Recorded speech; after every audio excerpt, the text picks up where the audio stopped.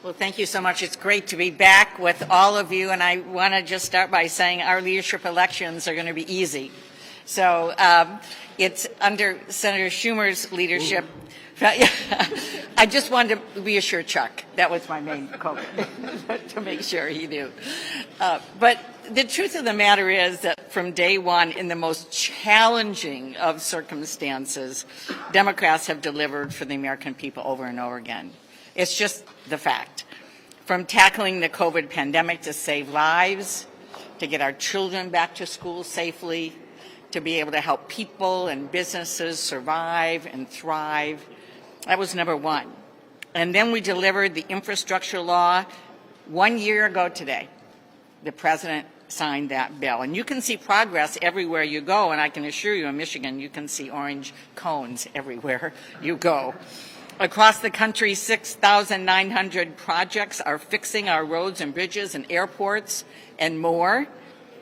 2,800 bridges are being repaired and replaced.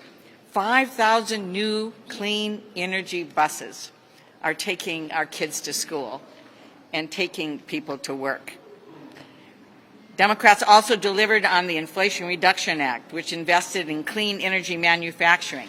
And we're bringing jobs home, which is so important to me in Michigan, a great place where we are having a renaissance in manufacturing.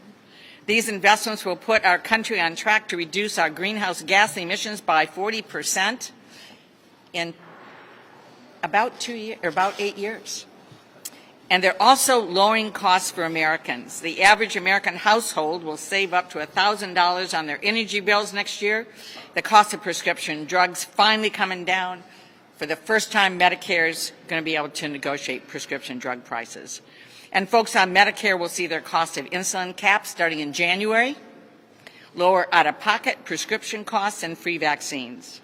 And we're doing all of this while reducing the deficit by more than $300 billion. How?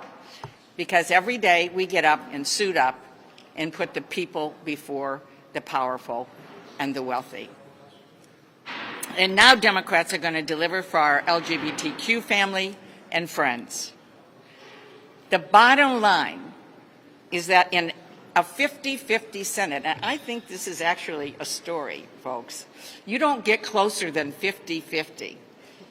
And in a 50-50 Senate, we have been tenacious and strategic and dedicated to work with whoever will work with us, whoever will join with us, to get things done to improve the lives of the American people all across our country, and we are committed to continuing to do that. Thank you, Senator Stabenow. Senator Baldwin, along with Senator